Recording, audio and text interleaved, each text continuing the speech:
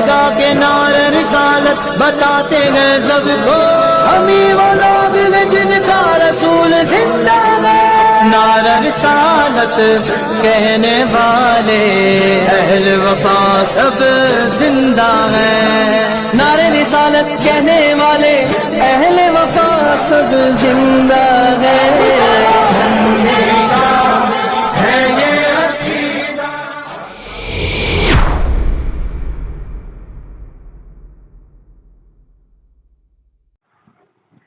السلام علیکم۔ والسلام علم اتباع الہدیٰ۔ ہاں عبداللہ صاحب جی میں بات کرنا چاہ رہا تھا آپ سے، یہ درود السلام جو پڑھتے ہیں جمعے کی نماز کے بعد۔ جی جی جی ضرور بتائیں گے انشاءاللہ۔ پہلے یہ میں جان لوں کہ آپ کس فرقے سے تعلق رکھتے ہیں؟ فرقے سے تعلق میں ہوں بس جی میں فرقے سے کسی سے تعلق نہیں رکھتا، بس جو قرآن و حدیث کہہ رہا ہے اس کے مطابق چلنے کے، اللہ کا شکر ہے۔ اچھا، اور کس علماء کو سننا پسند کرتے ہیں آپ آج کے دور میں؟ علماء کو ہاں سن لیتا ہوں، جو اچھا لگتا ہے، جس کی تقریر اچھی لگتی ہے۔ آپ کہاں کے رہنے والے ہیں؟ میں وہیں کہی ہوں، عامر کا پڑوسی ہوں میں بالکل۔ نہیں کہاں کے رہنے والے ہیں؟ اچھا میں دہرے کہی ہوں، میں دہلی؟ دہرہ۔ دہرادون؟ نہیں دہرہ۔ یہ کہاں ہے بھیا؟ اچھا یہ عامر نے مجھے نمبر دیا تھا نا آپ کا، آپ جانتے ہیں عامر کو جس کا میں نے فوٹو بھیجا آپ کے پاس؟ جی فیس بک سے انہوں نے میرا نمبر لیا تھا۔ نہیں آپ کون سے پردیش کے رہنے والے ہیں، کون سے اسٹیٹ کے؟ U P Hapur. اچھا ہاپوڑ کا رہنے والے ہیں آپ؟ جی اچھا ضلع ہاپوڑ ہے ہمارا، گاؤں دہرہ۔ اچھا دہرادون نہیں دہرہ۔ اچھا نہیں تو میں یہ پوچھ رہا تھا کہ آپ جو ہیں وہ تبلیغی جماعت سے تعلق رکھتے ہیں کہ اہل حدیث ہیں؟ میں تو حضرت مدرسے میں پڑھتا ہوں۔ ارے بھیا اہل جی کیا نام ہے مدرسے کا؟ مدرسہ تعلیم الاسلام پپلاڑا مسوری کے پاس۔ ہاں تو یہ اہل حدیثوں کا مدرسہ ہے نا؟ نہیں حضرت اہل حدیث کا مدرسہ نہیں ہے، یہ تو آپ جھوٹ بول رہے ہیں۔ پھر دیوبندیوں کا ہے؟ بس پتہ نہیں کس کا ہوگا، شاید دیوبندیوں کا ہی ہو۔ ہاں دیوبندیوں ہی کا ہے۔ ہاں اشرف علی تھانوی صاحب آپ کے اکابر علماء سے ہیں، علماء میں سے ہیں کہ نہیں؟ جی ہاں ہمارے علماء میں سے ہیں۔ ہاں تو یہ کہیے نا کہ آپ دیوبندی ہیں یار، اتنا چھپانا، اتنا ڈرنا، اتنا دبانا، یہ کاہے کے لیے کرتے ہو تم لوگ؟ نہیں حضرت دیکھو میں تو اپنے نام کے پیچھے دیوبندی لگاتا نہیں، اور پھر ڈرنے کے بعد کیا اس میں آپ تو مجھے کھا جاؤ گے؟ نہیں تو وہی تو میں کہہ رہا ہوں، میں جو ہوں مین ایٹر نہیں ہوں، میں انسان نہیں کھاتا ہوں، اسی لیے جب پوچھا گیا تھا تو ڈائریکٹ بتاتے دیوبندی ہیں یار۔ میں کہاں سے گھما پھرا کے؟ ہاں سناؤ نا۔ دیکھو ہمارے جو علماء کرام ہیں، ہاں نہ تو وہ اپنے آپ کو دیوبندی کہلواتے، اچھا، اور نہ ہی ہمارے علماء کبھی اپنے نام کے بعد دیوبندی لگاتے۔ اچھا بس انہوں کا کہنا یہ ہے کہ جو اللہ اور اس کے رسول اور جو قرآن و حدیث کہہ رہا ہے بس اس سے چلیے آپ۔ اچھا جی تو آپ کے جو مطلب قرآن حدیث جو کہہ رہا ہے خالی آپ وہ مانتے ہیں، تو آپ غیر مقلد تو ہیں نہیں بھیا؟ امام اعظم ابو حنیفہ رضی اللہ تعالیٰ عنہ کی تقلید کرتے ہیں نا آپ؟ جی ہاں ہم امام ابو حنیفہ کو ہی مانتے ہیں، حنفی ہیں ہم۔ ہاں تو پھر آپ یہ کہیے کہ قرآن حدیث اجماع قیاس اور علماء کے اقوال، یہ کہیے نا، یوں تعارف کریے آپ اپنا۔ جی اچھا بہرحال اب کلیئر ہو گیا، آپ دیوبندی ہیں، کلیئر ہو گیا۔ اب آپ یہ بتائیے کہ آپ کا کیا اشکال ہے صلاۃ والسلام کے اوپر؟ صلاۃ والسلام کے اوپر یہ اشکال ہے جی میرا، ہمارے جو علماء کرام ہیں انہوں کی ایک کتاب ہے مسائل شرک و بدعت۔ اچھا تو اس کے اندر جو ہے میں آپ کو فوٹو دے سکتا ہوں واٹس ایپ پر؟ آپ بتا دیں، فی الحال تو ضرورت پڑے گی تو لے لیں گے۔ جی تو اس میں یہ لکھا ہوا ہے کہ خواجہ معین الدین چشتی اجمیری رحمۃ اللہ علیہ کے زمانے میں، خواجہ نظام الدین رحمۃ اللہ علیہ کے زمانے میں کبھی بھی جو ہے ایسا نہیں ہوا، یعنی ان کی زندگی سے کوئی ایک اتنی سی بھی پیشین کوئی نہیں ملتی کہ جو انہوں نے صلاۃ والسلام اس طرح سے کھڑے ہو کر کے جھوم جھوم کے پڑھا ہو۔ اچھا جی، اور اس کو بالکل آج کے دور میں جو ہے جیسے کہ عید میلاد النبی اور محرم کے دن جو ہے جھنڈے لہرانا اور شب برات کے دن جو ہے حلوے پکانا، تو ہمارے عالم ان چیزوں کو منع کرتے ہیں بالکل۔ اچھا. اور حالانکہ میں آپ سے حضرت میں آپ سے یہ نہیں کہہ رہا کہ وہ جو ہے درود و سلام کو بالکل غلط کہتے ہیں، استغفر اللہ، ایسا نہیں ہے، بلکہ ہمارے عالموں نے اپنی کتاب میں خود لکھا ہے کہ درود و سلام پڑھو، بلکہ قرآن خود کہہ رہا ہے وما ارسلناک الا رحمۃ للعالمین. درود و سلام پڑھیے آپ، لیکن ایک کونے میں بیٹھ کر. ایک کونے میں بیٹھ کر. جی. یہ کون سی یہ جو قرآن کریم کی آیت کریمہ ہے جس میں اللہ سبحانہ تعالیٰ ارشاد فرماتا ہے ان اللہ و ملائکۃ یصلون علی النبی یا ایھا الذین آمنوا صلوا علیہ وسلموا تسلیما. اس آیت کریمہ میں کہاں؟ جی سورہ الاحزاب کی آیت کریمہ ہے. تو اس میں اللہ سبحانہ تعالیٰ کہاں فرما رہا ہے کہ کونے میں بیٹھ کے پڑھو؟ نہیں حضرت، کونے میں بیٹھ کر تو دیکھو نہیں فرما رہی، لیکن اس میں یہ بھی تو نہیں فرما رہے نا کہ آپ جو ہے ہر جمعے کی نماز کے بعد یا ہر فجر کی نماز کے بعد. جی اس پہ ضرور، اس پہ بھی بات کریں گے، لیکن آپ نے بھی کہا کہ کونے میں بیٹھ کے پڑھنا چاہیے. جی تو یہ کونے میں بیٹھ کے پڑھنے کا حکم آپ کو کس نے دیا؟ یہ کتاب میں لکھا ہوا ہے حضرت. آپ قرآن حدیث مانتے ہیں نا آپ تو؟ جی میری بھی سن لیجیے. جی سن، آپ ہی کی تو سن رہے ہیں بالکل. جی ہاں بتائیے بولیے. جی دیکھو قرآن کریم ساری مسائل تو دیتا نہیں، مانا کہ قرآن کریم ہے. آپ کی باتوں میں بہت تضاد ہے. جی آپ کی باتوں میں بہت تضاد ہے. عرض کروں؟ جی بولیے. سب سے پہلے جب میں نے آپ سے گفتگو کا آغاز کیا تو آپ نے کہا کہ آپ کے ماخذ جو ہیں وہ قرآن حدیث ہیں. جی یہی کہا نا آپ نے؟ جی. پھر اب آپ کہہ رہے ہیں کہ قرآن حدیث ہر چیز کا جواب نہیں دیتا. اچھا ٹھیک ہے، تو آپ ایک جگہ پہلے تو قائم مدائم ہو جائیے. تو بتائیے آپ پھر میں کہاں قائم مدائم ہوں؟ جی تو آپ یہاں قائم مدائم ہو جائیے کہ جہاں سے آپ نے بھی کہا کہ درود و صلاۃ و سلام جو ہے وہ کونے میں بیٹھ کے پڑھنا چاہیے. تو یہ کونے میں بیٹھ کے پڑھنا جو ہے یہ کون سی صدی میں، یہ کون سے علماء نے، کون سے اکابر اسلام نے یہ لکھا ہے کہ کونے میں بیٹھ کے پڑھنا چاہیے؟ یہ ہے کہ مولانا رفعت قاسمی.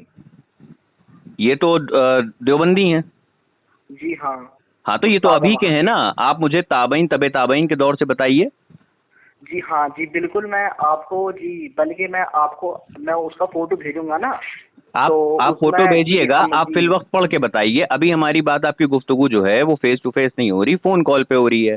تو آپ مجھے ابھی جو ہے وہ پڑھ کے بتائیے کہ کہاں پر لکھا ہوا ہے ایسا کہ کونے میں بیٹھ کے پڑھنا چاہیے.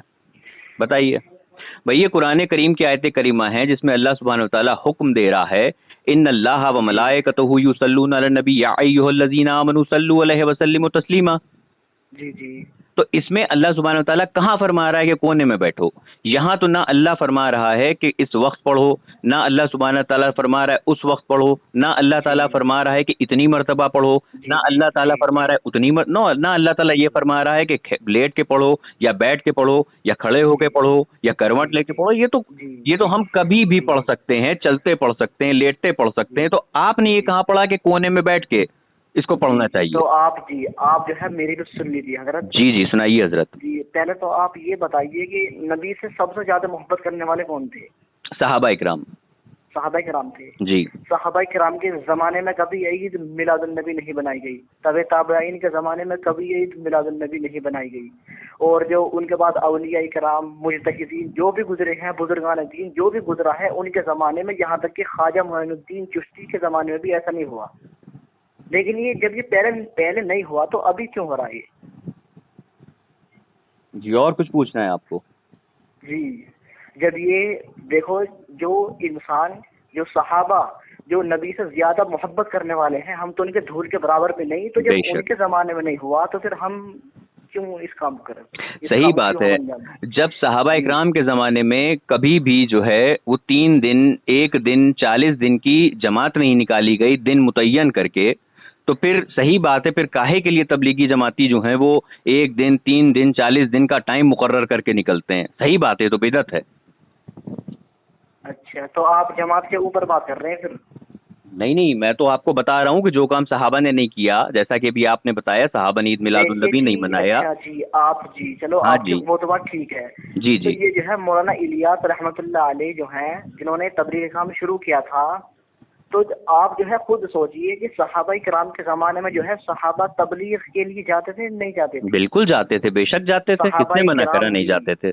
جی تبلیغ کا کام دیکھیے صحابہ کرام نے بھی کیا ہے، اور صحابہ کرام کو جو ہے اللہ کے نبی نے خود بھیجا تھا کہ تم اس ملک میں جاؤ. ہاں بالکل، اس کا انکار نہیں. میں نے کہا 1 دن 3 دن 15 دن 40 دن، میں یہ کہہ رہا ہوں آپ سے مسجد میں قیام کرنا، مسجد میں کھانا بنانا، وہاں پر شور و غل کرنا، وہاں پر موبائل فون لے جانا، میں اس کی بات آپ سے کر رہا ہوں. لوگوں سے ادھار پیسہ مانگ کے تبلیغ پہ جانا.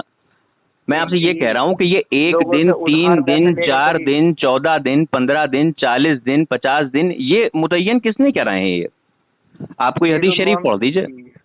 یہ تو مولانا الیاس رحمۃ اللہ علیہ نے کیا جی. ہاں تو یعنی کہ کیا معاذ اللہ ثم معاذ اللہ، کیا صحابہ اکرام رضی اللہ تعالیٰ عنہ اجمعین کے زمانے میں کیا ان کو اتنا معاذ اللہ شعور نہیں تھا کہ 3 دن 7 دن 14 دن 40 دن جانا چاہیے؟ یہ کئی 100 سال کے بعد 1300 سال کے بعد یہ آپ کے اکابر صحابہ ہیں، انہوں نے کہا کہ نہیں دن متعین کر لیں، یہ تو بدعت ہو گئی نا. دیکھو جی حضرت انہوں نے بھی تو کچھ سوچ کر یہ سب کیا ہوگا. نہیں میں نے سوچنے سمجھنے تو عید میلاد النبی جو مناتے ہیں ہم لوگ، عید میلاد النبی جو ہم مناتے ہیں تو ہم بھی سوچ سمجھ کے مناتے ہیں کہ نبی کریم صلی اللہ تعالی علیہ وسلم کی آمد کا دن ہے، نبی کریم کا ذکر کریں، اس لیے ہم مناتے ہیں. اور آپ کے اشرف علی تھانوی صاحب کے جو پیر و مرشد ہیں وہ بھی عید میلاد النبی مناتے تھے. نہیں جی نہیں جی مناتے تھے، آپ کو نہیں پتا؟ میں بتاؤں آپ کو؟ جی بتائیے. 1 منٹ رک جائیے جی 10 صبر کریے. جی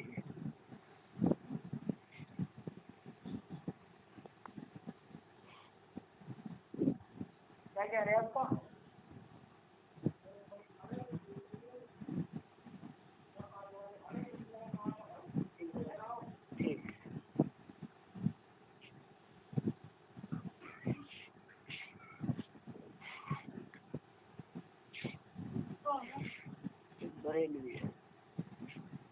بریلوی ہے، الحمدللہ بریلوی ہے.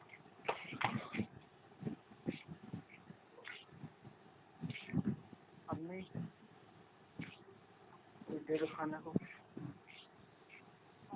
بھوک لگنے لگی اس کو.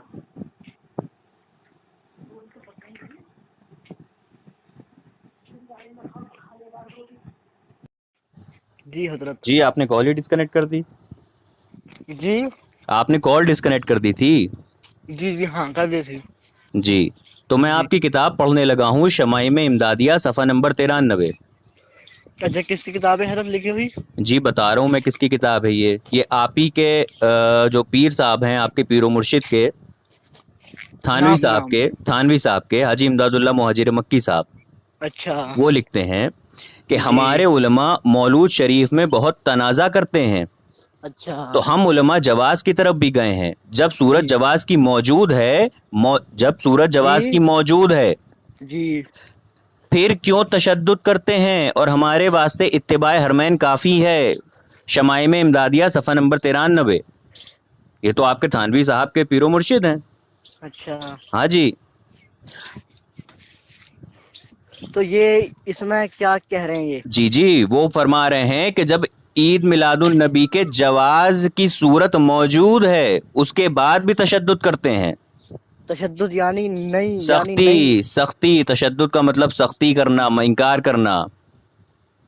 اچھا جی ہاں. اور سنیں گے؟ جی سنائیے. جی ضرور سنیے. میلاد النبی فرحت و مسرت کا دن ہے.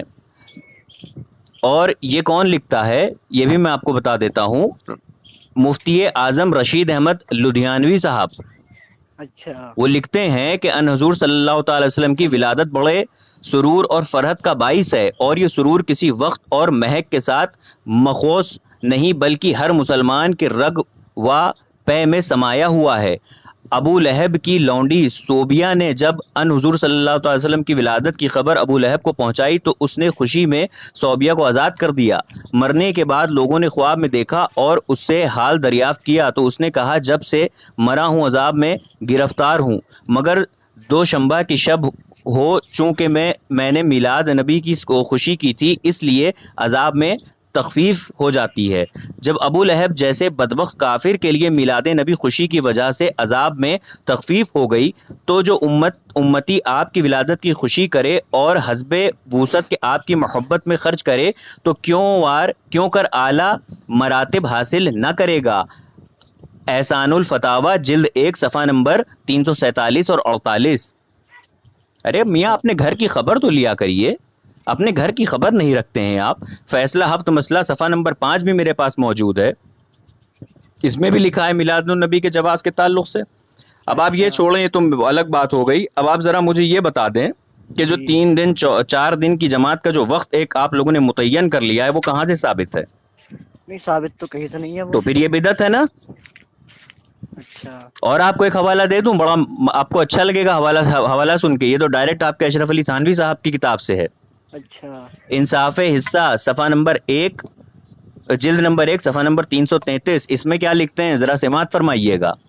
مولود شریف اور جگہ تو بدعت ہے لیکن کالج میں جائز ہے, بلکہ حفاظت دین کا ذریعہ ہے. اگر کسی جگہ بدعت ہے, لوگوں کے دین کی حفاظت کے ذریعے ہو جائے تو وہاں اس بدعت کو غنیمت سمجھنا چاہیے جب تک کہ ان کی پوری اصلاح نہ ہو جائے. جیسے مولود شریف اور جگہ تو بدعت ہے مگر کالج میں جائز ہے, بلکہ واجب ہے, کیونکہ اسی بہانے سے وہ کبھی رسول اللہ صلی اللہ تعالی وسلم کی ذکر شریف اور آپ کے فضائل کا معجزات تو سن لیتے ہیں. تو اچھا ہے اسی طرح حضور صلی اللہ تعالی وسلم کی عظمت و محبت ان کے دلوں میں قائم رہے.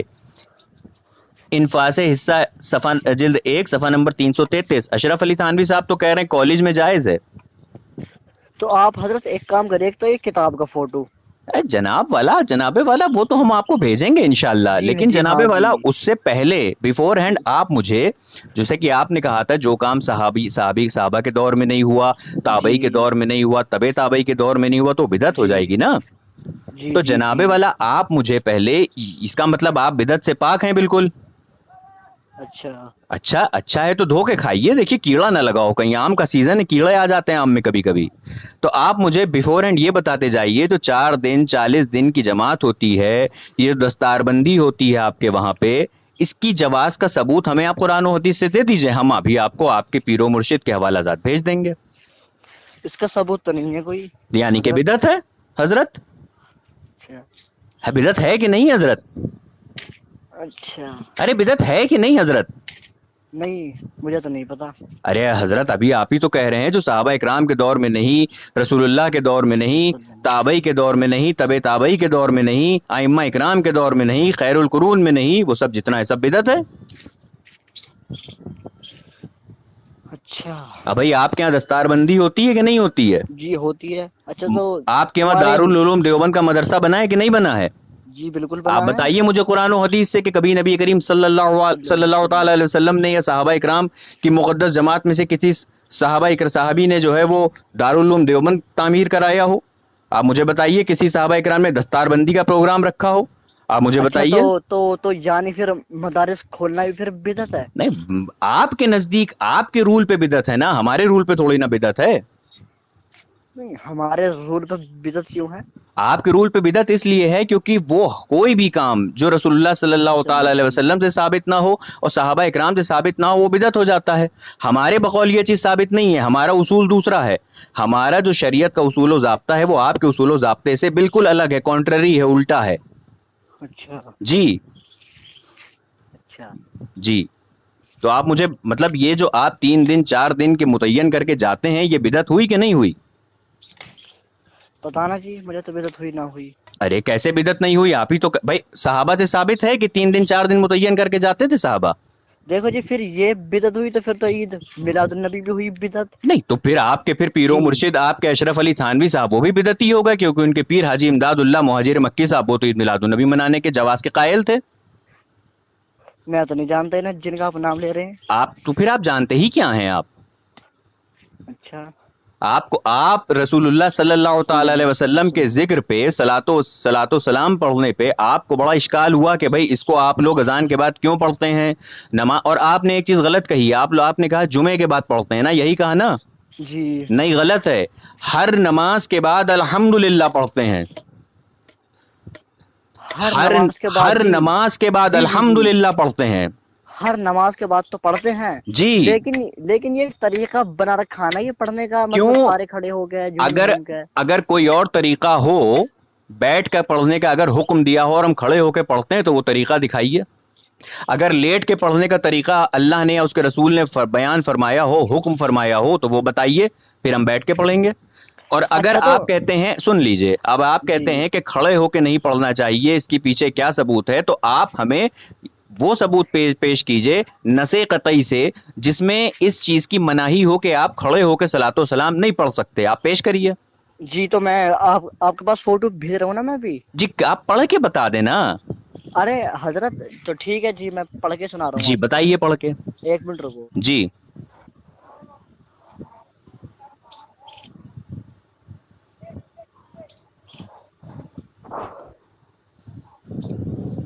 جی سناؤں پڑھ کے؟ جی جی بالکل۔ اس کے مصنف کون ہے؟ مصنف وہی مولانا عرفات قاسمی۔ ابے ان سے ہمیں کیا لینا ہے یار؟ کیوں جی حضرت؟ ابھی اگر ہم اعلیٰ حضرت رضی اللہ تعالیٰ عنہ، ابھی ہم آپ کو فتاوی رضیہ شریف سے کچھ پیش کرنے لگے، کیا اعلیٰ حضرت آپ کے لیے معتبر ہیں؟ کیا جی اعلیٰ حضرت رضی اللہ تعالیٰ عنہ؟ جی کہہ سکتے ہیں، غیر صحابہ کے لیے بھی کہہ سکتے ہیں۔ جی آپ نے یہ رضی اللہ تعالیٰ کیوں لگایا ان جی غیر صحابہ کے لیے بھی کہہ سکتے ہیں، اس پہ بحث بعد میں کریں گے۔ پہلے آپ یہ بتائیے کہ جو آپ مجھے اپنے اکابر کی کتاب پیش کر رہے ہیں، آپ کو پتا ہے مناظرے کے اصول کیا ہوتے ہیں؟ آپ کو پتا ہے؟ نہیں۔ ماخذ کیا ہوتے ہیں آپ کو مناظرے کے پتا ہے؟ مجھے تو ابھی یہ بھی نہیں پتا کہ ماخذ ہوتا کیا ہے۔ آپ کو یہی نہیں پتا اور آپ چلیں صلاۃ و سلام پہ بحث کرنے کے لیے؟ میں نے جیسے کتاب میں پڑھا اور جو میں نے اپنے عالموں سے سنا اور وہی میں آپ سے تحقیق کر رہا ہوں۔ تو میاں آپ کی کتابوں میں جو لکھا ہوا ہے، آپ کے عالم صاحب نے جو لکھا ہے، کیا اس کے پیچھے کوئی قرآن و حدیث سے کوئی دلیل شرعی پیش کری ہے؟ جی وہ کیا نام ہے، وہی صحابہ کرام سے۔ دیکھو میں آپ پڑھ کر تو سنیے سے پہلے۔ چلیے سنائیے، آپ کا بھی دل رکھے لے رہے ہیں، سنائیے۔ جی سنیے، بالکل سنیے۔ جی اس میں سنائیے۔ لکھا ہے نماز جمعہ کے بعد اجتماعی صلاۃ و سلام۔ سوال: بعض جگہ مسجد میں نماز کے بعد، خصوصاً جمعہ کی نماز کے بعد قیام کر کے لوگ اجتماعی طور پر ایک خاص طرح سے جھوم جھوم کر زور زور سے التزاماً درود و سلام پڑھتے ہیں، اور اس طریقے کو اہل سنت سنی ہونے کی علامت سمجھا جاتا ہے۔ جو لوگ ان کے ساتھ اس فعل میں شرکت نہیں کرتے ان کو اہل سنت والجماعت سے خارج کہتے ہیں۔ یہ بدعقیدہ سمجھتے ہیں، درود اور معاذ اللہ حضور صلی اللہ علیہ وسلم کا مخالف اور گستاخ کہتے ہیں، اور بعض منشدد تمام حدود سے تجاوز کرتے ہوئے کفر کا فتویٰ بھی لگا دیتے ہیں۔ ان اللہ معاذ اللہ۔ جواب: یقیناً درود و سلام بہت اعلیٰ درجے کی عبادت ہے اور بہت عظیم عمل ہے۔ قرآن مجید میں بڑے اہتمام کے ساتھ اس کا حکم دیا گیا ہے۔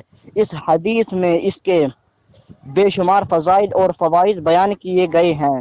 اس عظیم عبادت کے لیے بھی دیگر عبادات کے مانند کچھ اصول اور آداب ہیں، ان کی رعایت کرنا اور ان کی پابندی کرنا بہت ضروری ہے، اور ان کو چھوڑ کر اپنی نفسانی خواہشات اور اپنے من گھڑت اور خود ساختہ طریقے کے مطابق عمل کرنا بجائے ثواب کے گناہ اور بجائے قرب کے بعد کا سبب بن سکتا ہے۔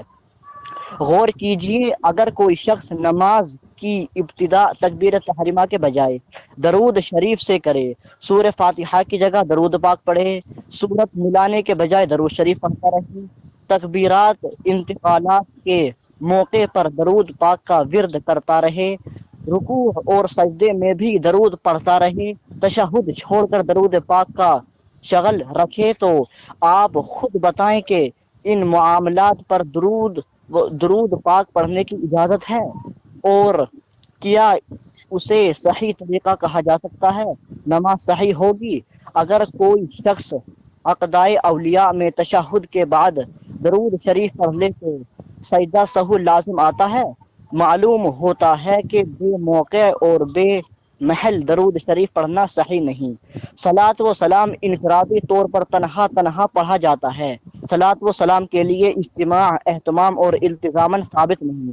حضور اقدس صلی اللہ علیہ وسلم کے قول و عمل، صحابہ رضوان اللہ علیہم اجمعین، تابعین، تبع تابعین، محدثین، ائمہ مجتہدین، اولیاء نظام، مشائخ کرام، حضرت غوث اعظم خواجہ معین الدین چشتی اجمیری، خواجہ نظام الدین، اولیاء وغیرہ سے نماز کے بعد مسجد میں اجتماعی طور پر کھڑے ہو کر زور زور سے صلاۃ و سلام پڑھنے کا ایک نمونہ اور ایک مثال بھی پیش نہیں کر سکتے، لہذا یہ طریقہ یقیناً بدعت ہے۔ اسے ایجاد کرنے والے اور اس پر عمل کرنے اور اس پر اصرار کرنے والے اور اسے دین سمجھنے والے اللہ تعالیٰ اور اس کے رسول صلی اللہ علیہ وسلم کی ناراضگی اور لعنت کے مستحق ہیں، اور بدعت کے سلسلے میں جو وعیدیں ہیں آپ اس سے تفصیل سے ملاحظہ فرما چکے ہیں۔ فتاوی رحیمیہ جلد نمبر 10 صفحہ نمبر 430۔ جی حضرت۔ جی ہو گیا آپ کا؟ جی ہو گیا۔ اس میں آپ نے ایک جگہ پر یہ آپ نے پڑھا، آپ کے جو اکابر صاحب ہیں انہوں نے یہ لکھا کہ جو صلاۃ و سلام نہیں پڑھتا اسے بدعقیدہ کہا جاتا ہے اور یہاں تک کہ اس کی تکفیر کر دی جاتی ہے۔ جی ہاں جی، اور یہ ہمارے گاؤں میں ہی ہوتا ہے حضرت۔ جی صبر کریں، صبر کریں۔ جی آپ ذرا مجھے ہمارے ان اکابر کی وہ کتاب بتائیے جس میں یہ لکھا ہو کہ جو نماز کے بعد صلاۃ و سلام نہیں پڑھے گا وہ کافر ہے یا وہ اہل سنت و جماعت سے خارج ہے، بتائیے۔ بھائی الزام لگایا ہے تو اس کی دلیل ہونی چاہیے کتاب کی شکل میں۔ اچھا، ہاں جی، تو دلیل تو میں تمہیں ابھی تو نہیں دے سکتا اس کی، یعنی کہ آپ دلیل سنیں آپ جو دلیل دینے کی بات کر رہے ہیں آپ کو تو یہ کہنا چاہیے کہ ہمارے اکابر صاحب نے جو لکھا ہے دلیل ہمیں تو ان سے لینی چاہیے۔ آپ کے اکابر صاحب نے لکھا ہے نا جی کہ ان کی تکفیر کر دی جاتی ہے، تو حاشیے میں آپ کو آپ کے اکابر صاحب کا آپ کو وہ حوالہ بھی دینا چاہیے کہ فلاں کتاب میں دیکھیے بریلویوں کے فلاں مولانا نے علامہ نے لکھا ہے کہ جو صلاۃ و سلام نہیں پڑھے گا بعد نماز کے وہ کافر ہو جائے گا، اس کی تکفیر کر دی جائے گی۔ ایسا حوالہ ان کو دینا چاہیے، وہ تو دین نہیں۔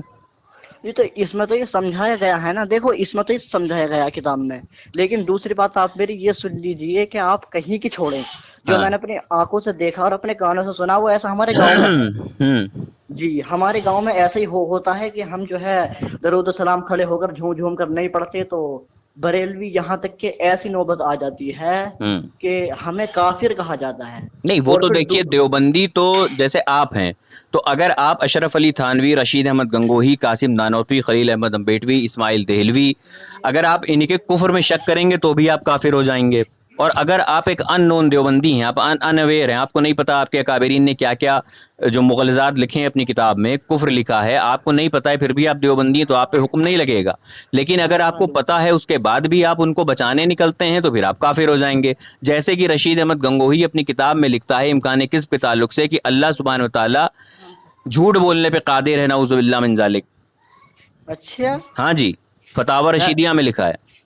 کیسے کہ اللہ تعالیٰ جھوٹ بولنے پر قادر ہے؟ نعوذ جی باللہ۔ جی جی، یہ آپ کے اکابر صاحب کی کتاب میں لکھا ہوا ہے کہ اللہ سبحانہ و تعالیٰ کی ذات میں یہ شامل ہے کہ اگر اللہ چاہے تو جھوٹ بول سکتا ہے، معاذ اللہ رب العالمین۔ جس کے تعلق سے علامہ سعد الدین تفتازانی علیہ رحمہ نے صاف طور سے ارشاد فرمایا ہے کہ اللہ سبحانہ و تعالیٰ کے لیے جھوٹ بولنا عقلاً محال ہے، شرعاً محال ہے، محال ہے، ہو گیا بالکل، ہے نا؟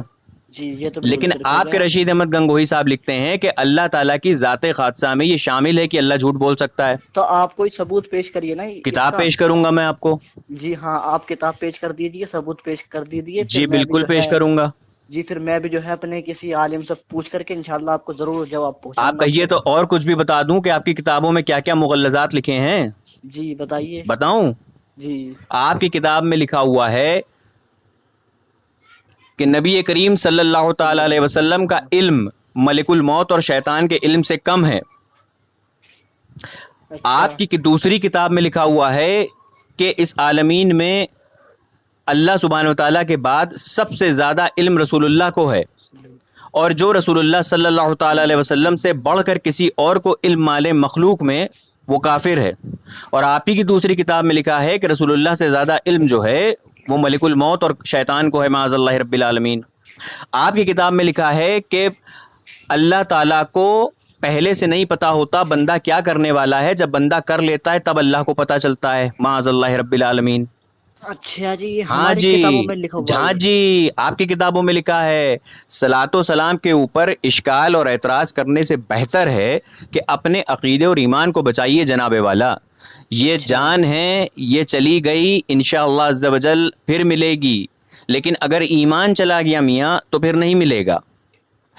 تو ہم آپ کو آپ کے اکابرین کی پہلے کتابیں بھیج رہے ہیں, آپ وہ پڑھیے گا, ان کا جا کے اپنے بڑے علماء سے جواب مانگیے گا, اور جواب مانگنے کے بعد آپ ہم سے بات کریے گا. اور رہی بات صلاۃ و سلام پڑھنے کی, تو جو اللہ سبحانہ و تعالیٰ نے قرآن کریم میں ارشاد فرما دیا, ان اللہ و ملائکتہ یصلون علی النبی یا ایھا الذین آمنوا صلوا علیہ وسلموا تسلیما. یہاں اللہ سبحانہ و تعالیٰ نے کوئی قید نہیں لگائی کہ یہ کس وقت پڑھنا ہے, کتنی تعداد میں پڑھنا ہے, سوتے میں پڑھنا ہے, بیٹھتے میں پڑھنا ہے. اور جو آپ کے اکابر صاحب نے اس میں کہا کہ اگر نماز میں کوئی الحمد شریف کی جگہ درود شریف پڑھ لے, کوئی فلاں کی جگہ درود شریف پڑھ لے, رکوع میں جائے تو درود, تو نماز نہیں ہوگی. تو یہاں پر مسئلہ یہ ہے کہ درود شریف کو نماز کا حصہ نہیں بنایا ہم لوگوں نے. نماز اپنی جگہ ہے, اس کے بعد درود شریف ہے. آخری رکعت نماز کی پڑھنے کے بعد اور کچھ دیر کے بعد درود صلاۃ و سلام پڑھا جاتا ہے. اور صلاۃ و سلام پڑھنا یہ تو فرشتوں کا وظیفہ ہے, یہ تو تمام مخلوق کا وظیفہ ہے. اور آپ کے وہاں کہا جاتا ہے کہ یہ کھڑے ہو کے نہیں پڑھنا چاہیے, اس پہ بیٹھ کے پڑھنا چاہیے کونے میں. یہ سب کیا ہے یار؟ نبی کریم صلی اللہ تعالی وسلم سے محبت کرو میرے بھیا. چلو ہم تمہاری کتابوں کے اسکین بھیج رہے ہیں, ان کو دیکھ لینا. جی ہاں بھیجیے آپ. چلیے جی.